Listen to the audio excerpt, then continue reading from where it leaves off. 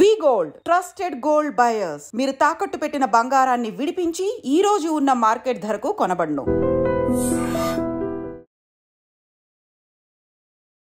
Hi hello నమస్తే welcome back to iDream media. ఈరోజు మనతో ఉన్నారు సీనియర్ ఫైనాన్షియల్ ప్రొఫెషనల్ అయిన గిరిబాబు గారు.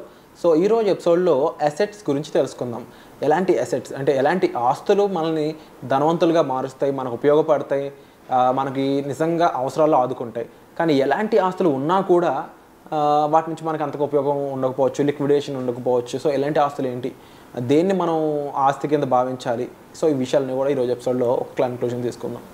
నమస్కారం గిరిబాబు గారు. నమస్తే అండి. ఇది ఒక కొటేషన్ అని చెప్పొచ్చేమో, ఎక్కువ మంది చెప్తున్నారు.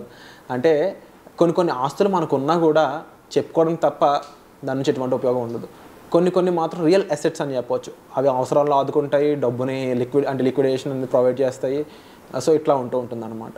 సో రైట్ నో ఇప్పుడున్న టుడేస్ వరల్డ్లో అవి ఈ రెండింటి మధ్య వ్యత్యాసం చెప్తూనే అవి ఏంటో కూడా చెప్తారా? సింపుల్గా చెప్పాలంటే asset rich, cash poor. Okay. Asset rich, cash poor అంటే ఆస్తి పరంగా వాళ్ళు ఫిల్తీ రిచ్ ఉంటారు, కానీ నెల తిరగగానే కావాల్సిన తిండికి డబ్బులు ఉండవు. ఇప్పుడు నార్మల్గా స్థలాలు, పొలాలు, ఇల్లు ఇలాంటివి బీభత్సమైన ఆస్తులు జమ చేసుకుంటారు, కానీ నెలకు కావాల్సిన క్యాష్ ఫ్లో ఎవరిస్తారు? అంటే సింపుల్గా చెప్పాలంటే ఇంటి ముందు బెంజ్ కార్ ఉంటుంది, పెట్రోల్ పోయడానికి డబ్బులు ఉండవు. సో అది లైఫ్ కాదు కదా. బెంజ్ కార్ ఉంటే పెట్రోల్ కూడా పోయేసే కెపాసిటీ ఉండాలి మనకు. బెంజ్ కార్ మైలేజ్ తక్కువ ఇస్తారు కదా. సో దాన్ని మేపాలి అంటే మన దగ్గర క్యాష్ ఫ్లో కూడా ఉండాలి. కనుక మనం అంతా కూడా అసెట్స్ రిచ్ చేసుకుంటూ వెళ్తే, ఇప్పుడున్న జనరేషన్ అదే తప్పు చేస్తున్నారు. మీరు ఒక కోవిడ్కి ముందు చూడండి, ట్రెండ్ అంతా ఎలా ఉండేది? ఇన్వెస్ట్మెంట్ అంటే రియల్ ఎస్టేటే.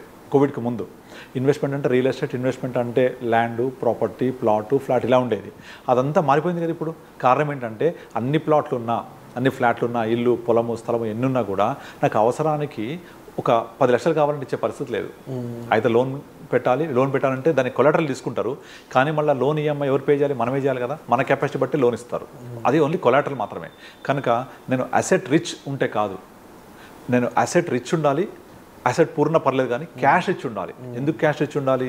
నేను క్యాష్ రిచ్ ఉంటేనే నాకు ఏదైనా అవసరమైతే ఉపయోగపడుతుంటాయి. అందుకని నేను అందరికీ ఏం చెప్తానంటే, మీ ఏజ్ కనుక 45-50 వరకు రీచ్ అవుతున్నారంటే అప్పటి వరకు మీరు ఏవైతే పొలాలు, స్థలాలు, ఈ అసెట్స్ అనేవి అక్యుములేట్ చేశారో దాన్ని, ఆ రియల్ ఎస్టేట్ అసెట్ని మొత్తాన్ని ఫైనాన్షియల్ అసెట్లోకి మార్చుకోవాలి. ఫైనాన్షియల్ అసెట్స్ అంటే లిక్విడేటబుల్ అసెట్స్ అని అర్థం. అది పోస్ట్ ఆఫీస్ అవ్వచ్చు, బ్యాంక్ అవ్వచ్చు, మ్యూచువల్ ఫండ్స్ అవ్వచ్చు, లిక్విడ్ ఫండ్స్ అవ్వచ్చు, ఏదైనా ఒక క్లిక్ అవే బటన్ అవేలాగా ఉండాలి. ఎందుకంటే మనము లైఫ్ అంటే ఏంటి? లివింగ్ కదా. లైఫ్ అంటే అందరితో కలిసి ఉండడం, నవ్వుతూ ఉండడం, నలుగురితో బాగుండడం, బాగా ఉండడం. ఇదంతా జరగాలి అంటే మీకు రెగ్యులర్ క్యాష్ ఫ్లో ఉండాలి. ఇది ఎక్కడి నుంచి వస్తుంది? మనకు ఒక అసెట్స్ అనేవి ఉంటే దాని నుంచి ఎంత క్యాష్ ఫ్లో వస్తుందో దాన్ని బట్టే మనం అంతవరకు రిచ్ అని చెప్పొచ్చు. సో ఇప్పుడు చాలామందికి ఒక 10 ఎకరాల మాగాణి ఉంటుంది, పొలం ఉంటుంది, కౌలుకి ఎంత వస్తాయి? 10 ఎకరాలు ఉంటే కూడా గట్టిగా సంవత్సరానికి 50,000 కూడా రావు, 1,00,000 కూడా ఇవ్వరు సంవత్సరానికి, అంతే కదా. అంత కూడా రాదు. అదే మీరు ఫైనాన్షియల్ అసెట్లో ఉంటే, అదే ఒక 10 కోట్లు మనకు బ్యాంక్ బ్యాలెన్స్ ఉంటే, ఎస్డబ్ల్యూ పెట్టుకుంటే నెలకు 5 లక్షలు వస్తాయి. అక్కడ సంవత్సరానికి 1,00,000 రూపాయలు వస్తాయి, ఇక్కడ నెలకు 5 లక్షలు వస్తాయి. సో ఇది మనం క్యాష్ ఇచ్చి ఉండాలి.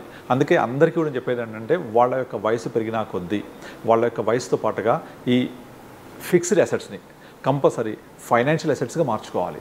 ఈ ఫైనాన్షియల్ అసెట్స్గా మారేటప్పుడు ఈ ఫైనాన్షియల్ అసెట్స్ అనేది ప్రాపర్గా ఇన్వెస్ట్ చేసుకోవాలి. ఇప్పుడు మళ్ళీ మనము ఇన్ఫ్లేషన్ బీట్ చేయని రిటర్న్స్ పెట్టకూడదు. ఇప్పుడు బ్యాంకు, పోస్ట్ ఆఫీస్ ప్రాబ్లం ఏంటి? ఇన్ఫ్లేషన్ బీట్ చేయవు. అవి ఇన్ఫ్లేషన్ బీట్ చేయకపోతే అది ఒక 4-5 years రిటర్న్స్ వచ్చిన యూజ్ ఏంటి మనకు? అది యూజ్లెస్. అది కనుక ఇన్ఫ్లేషన్ని బీట్ చేసే రిటర్న్స్ ఉండే ఇన్వెస్ట్మెంట్స్ ఉండాలి. నథింగ్ బట్ మ్యూచువల్ ఫండ్స్ పెట్టుకోవచ్చు ఈ కాలంలో. ఈ మ్యూచువల్ ఫండ్స్ అనేవి మనకి ఏమైతే అంటే, మనకి ఇన్ఫ్లేషన్ బీట్ చేస్తూ more than 12% జనరేట్ చేస్తారు రిటర్న్స్. ఎందుకంటే మన ఏజ్ 55-60 వెళ్ళిన తర్వాత మళ్ళీ మనం రిస్క్ తీసుకోవద్దు. అంటే స్మాల్ క్యాప్, మిడ్ క్యాప్లో పెట్టి వోలటాలిటీ ఉండొద్దు. బ్యాలెన్స్ ఫండ్స్, లార్జ్ క్యాప్ ఫండ్స్కి మించి వెళ్ళకూడదు. అలా పెట్టినప్పుడు ఖచ్చితంగా అవి 12+ ఇస్తాయి కాబట్టి ఒక 6% ఇన్ఫ్లేషన్ పోయినా కూడా అడిషనల్ 6% జనరేట్ అవుతున్నట్టే. అలా మనము క్యాష్ రిచ్ ఉండాలి. క్యాష్ రిచ్ ఉండి మన యొక్క ఫ్యూచర్ నీడ్స్ని దీని ద్వారా విడ్రా చేసుకుంటూ, దీని ద్వారా ఫుల్ఫిల్ చేసుకునేలాగా ఉండాలి. కానీ నాకు ఒక క్లయింట్ రీసెంట్గా కలిశాడు, ఆయన పేరు వెంకటరెడ్డి అని. అతను పాపం ఇక్కడ బేగంపేటలో హెచ్పిఎస్ వెనక ఒక విల్లా ఉంది వాళ్ళకు, సొంతది, ఇండిపెండెంట్ హౌస్ అని చెప్పొచ్చు, విల్లా కాదు. ఆల్మోస్ట్ 1970s 80sలో తీసుకున్నాడు అతను. ఆ 80sలో 3 పిల్లలు తనకి. ఆ 3 పిల్లల్ని చదివించడం కోసం హెచ్పిఎస్ దగ్గరగా ఉంటుందని హైదరాబాద్ పబ్లిక్ స్కూల్ దాని వెనక వైపే తీసుకున్నాడు. ఆ పిల్లలు పెరిగి పెద్దయ్యి +12 కంప్లీట్ చేసి 2 డాక్టర్లు అబ్బాయిలు, ఒక అమ్మాయి ఇంజనీర్గా కంప్లీట్ చేశారు. ఇద్దరు డాక్టర్స్ వచ్చేసి అమెరికా ఒకరు, కెనడా ఒకరు సెటిల్ అయిపోయారు. ఇక్కడ బెంగళూరులో ఒక అమ్మాయి ఉంటుంది. ఇప్పుడు పేరెంట్స్ ఇద్దరు ఆ ఇంట్లో ఉంటున్నారు. వాళ్ళిద్దరూ వాళ్ళ పిల్లలు ఎప్పుడు కాల్ చేస్తారని వెయిట్ చేస్తూ ఉంటారు. వాళ్ళేమో కాల్ చేయరు, బిజీగా ఉంటారు. వాట్సాప్ కాలింగ్, ఏదో వీడియో కాలింగ్ ఎప్పుడో ఒకసారి జరుగుతుండేది. సో ఆయన ఈ 60 సంవత్సరాలు 70 సంవత్సరాలు ఉంటుంది దగ్గర. ఈ 70 years వరకు ఉన్న టైం అంతా కూడా తనకున్న సంపాదన అంతా తీసుకెళ్ళి రియల్ ఎస్టేట్లో, ఫిక్స్డ్ అసెట్స్లో హైదరాబాద్ చుట్టుపక్కల చాలా స్థలాలుగా ఉన్నాడు. ఇప్పుడు చాలా అసెట్ రిచ్ అయ్యాడు. కానీ పరిస్థితి అంటే క్యాష్ లేదు ఆయన దగ్గర. సో ఇవన్నీ చూసుకోవాలంటే ఇబ్బంది అయిపోతుంది. అందుకే పిల్లలకి పిలిచి నేను ఇవన్నీ మీకు ఇచ్చేస్తున్నా అని చెప్పేసి మొత్తం అన్ని రాసిచ్చేశాడు. రాసిచ్చిన మరుక్షణం వాళ్ళ ఫాదర్ కూడా చెప్పకుండా మొత్తం అన్నీ అమ్మేశారు. ఇప్పుడు రియల్ ఎస్టేట్ డౌన్ ఉంది, ప్రైస్ సరిగ్గా లేదు, అయినా సరే 100 రూపీస్ వాల్యూ ఉన్నది 60-70 లోపే అమ్మేశారు వాళ్ళు. ఎందుకంటే ఇది పెరిగి మళ్ళీ పెద్దగా మాకు 100 రూపీస్ రావాలి అంటే టైం పడుతుంది. ఇప్పుడు స్లంప్ ఉంది కనుక ఈ లోపల నేను 30% డిస్కౌంట్లో, అంటే 100 రూపాయలు 70-60 కమంతా తీసుకుంటారు కదా, అమ్మేసినా కూడా నాకు ఆ డిఫరెన్స్ అమౌంట్ నేను ఒక నెక్స్ట్ 4-5 yearsలో నేను దీన్ని మేకప్ చేసుకోగలను, పెంచుకోగలను అని మొత్తం అమ్మేశారు. నో వాళ్ళ ఫాదరు ఇంత అమ్మేశారు కదా, నాకు చెరొక 50 లక్షలు 1 కోటి రూపాయలు ఇచ్చేసేయండి, మా అకౌంట్ చేయండి, మేము చూసుకుంటామంటే ఇద్దరు ఇవ్వడానికి ఇష్టపడట్లేదు. నువ్వు అని ఇద్దరు కొట్టుకుంటాను అని గట్టిగా ఒక 5 లక్షలు వేసారు ఇద్దరు. This real fact. 5 లక్షలు వేస్తే వాళ్ళ ఫాదర్ అడగలుగుతాడా ఇంకొక 10 లక్షలు ఇవ్వండి అని? సో ఆయనకి చాలా కోపం వచ్చి ఆ ఇల్లు అమ్మేశాడు. అమ్మేసి దాన్ని 3 crores అమ్మేశాడు. అమ్మేసి ఒక 2 crores పెట్టి అపర్ణ సబర్ కమ్యూనిటీలో ఒక ఫ్లాట్ తీసుకొని now he's living in a community living. ఆ రిమైనింగ్ 1 crore అవుతుందో అది మ్యూచువల్ ఫండ్లో ఇన్వెస్ట్ చేశాడు. నేను SWP 75,000కి ట్రిగ్గర్ చేశాను.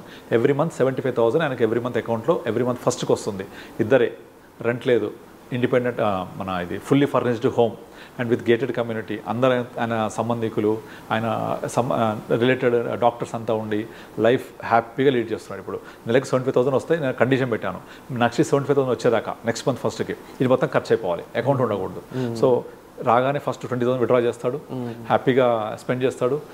సాయంత్రం 4 కాగానే బయటకు వచ్చేసి ఫ్రెండ్స్ తోటి తిరగడము, నైట్ ఒక మంచి పెగ్గేసి పడుకొని హ్యాపీగా వాడి పొద్దున్న లేచి కమ్యూనిటీలో భాగం అవ్వడము. వాళ్ళ వైఫ్ కూడా ఫుల్ బిజీ అయిపోయింది, కిట్టి పార్టీస్ అని అవన్నీ. 70,000 స్పెండ్ చేయాలి కదా వాళ్ళు, స్పెండ్ చేసి ఇప్పుడు ఆ పిల్లలు ఫోన్ చేస్తే వీళ్ళు టైం లేదు, వీళ్ళిద్దరికి అంత హ్యాపీగా లీడ్ చేస్తున్నారు. ఎందుకు? క్యాష్ ఫ్లో ఉండడం వల్ల. అదే 3 కోట్లు ఉన్న ఇల్లుని కనుక అలాగే ఉంటే మంత్లీ ఇన్కమ్ కావాలంటే కొడుకుల మీద ఆధారపడాలి. అలా ఉండొద్దు అని ఆయన పాపం మంచిగా రియల్ ఎస్టేట్లో ఇన్వెస్ట్ చేసి అసెట్స్ బిల్డ్ చేశాడు. కానీ అసెట్స్ అన్ని పిల్లలకి ఇవ్వడం వల్ల వాళ్ళకి ఫ్రీగా వచ్చాయి కదా, వాల్యూ తెలియదు, అమ్మేసుకున్నారు వాళ్ళు. మరి అమ్మేసుకున్నప్పుడు నాకు 1 కోటి రూపాయలు ఇవ్వాలి కదా, ఇవ్వలేదు. ఎందుకంటే ఫ్రీగా వచ్చాయి, వాల్యూ తెలియదు. దాన్ని నా డబ్బులు నా చేతికి వచ్చిన తర్వాత ఏమేం చేసుకుంటుంది దీనికి, నేను ఇక దాన్ని చూపిస్తా ఎంత పెంచాలో అని వాళ్ళకు ఒక ఫీలింగ్ ఉంటుంది ఎవరికైనా. మరి పేరెంట్స్ అడుగుతూ ఇచ్చాలి కదా, అది ఇవ్వలేదు. నువ్వు అడిగితే ఇస్తా, అవసరం ఉంటే అడుగు, ఇలాంటి క్వశ్చన్లు వస్తాయి. అడుగుతారు ఆ వయసులో, అడగరు. సో తనకు కోపం వచ్చేసి అరౌండ్ 3 crores అమ్మేశాడు దాన్ని. దానికి నేనే కొన్ని హెల్ప్ చేశాను. సో ఆ 1 crore ఇన్వెస్ట్ చేశాడు. ఎవ్రీ మంత్ 9% చొప్పున 75,000. కావాలని ఎక్కువ పెట్టేస్తాను, 79%. ఎందుకంటే దీని తర్వాత డబ్బులు వాళ్ళకి అవసరం కూడా లేదు, అవి మళ్ళీ నామినీస్కి వెళ్ళాల్సిందే. ఎందుకు?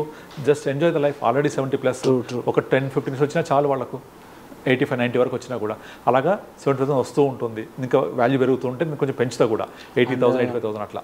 నాకు తెలిసి ఈ విషయాలు చాలామందికి తెలియాల్సిన అవసరం ఉంది సార్. ఎందుకంటే ట్రెడిషనల్ వాల్యూస్, ట్రెడిషనల్ అసెట్స్లో చాలామంది ఇంకా నమ్మకంతో ఉండిపోయారు తప్ప ఈ మోడర్న్ అసెట్స్లోకి రావాల్సిన అవసరం చాలా ఉంది. దీని యొక్క పూర్ గారిని చూస్తున్నారు తప్ప దీనికి సంబంధించిన నాలెడ్జ్ కూడా అంతే పూర్గా ఉండిపోయింది మనుషుల్లో.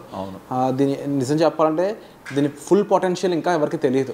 ఆ ఫుల్ పొటెన్షియల్ అనేది మీలాంటి వాళ్ళ వల్ల తెలుస్తుంది. ఇంకా ఎక్కువ తెలియాల్సిన అవసరం కూడా ఉంది. నిజంగా క్యాష్ రిచ్ అసెట్స్ అంటే మనకి ఆన్లైన్లో మనకు కనిపిస్తున్న మన మార్కెట్స్ కానీ ఫండ్స్ కానీ చాలా ఉన్నాయి.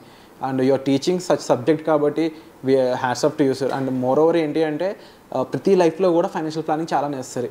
20 ఏళ్ళు ఉన్నప్పుడు ఒక రకంగా ఉపయోగపడుతుంది, 25 ఏళ్ళు ఉన్నప్పుడు ఒక ఉపయోగపడుతుంది, 30 ఏళ్ళు, I think 25 to 50 proper utilize చేసుకోగలిగితే ఇక తర్వాత లైఫ్ అంతా హ్యాపీగా ఉండొచ్చు. Exactly, very true sir. And ఇలాంటి మంచి మంచి లెసన్స్, మంచి మంచి నాలెడ్జ్ అండ్ ముఖ్యంగా పర్సనల్ గైడెన్స్ అనేది ఉన్నట్లయితే మనం ఇన్వెస్ట్ చేసే ప్రతి రూపాయి కూడా తిరిగి మనకు ఉపయోగపడుతుంది. మన డబ్బే మన డబ్బును సంపాదించి పెడుతుందని చెప్పొచ్చు. సో ఇలాంటి లెసన్స్ కోసం మీరు డైరెక్ట్ డిస్ప్లే అవుతున్న నెంబర్స్ కాల్ చేసి సార్ని మీరు పర్సనల్గా కలవచ్చు. And at the same time మీరు ఈ ఎపిసోడ్ ఎలా అనిపించిందో కామెంట్ సెక్షన్లో తప్పకుండా మెన్షన్ చేయండి. మీ కామెంట్స్ కోసం ఎదురు చూస్తూ ఉంటాం. వచ్చే ఎపిసోడ్లో మళ్ళీ కలుద్దామండి. Thank you so much sir. Thank you అండి.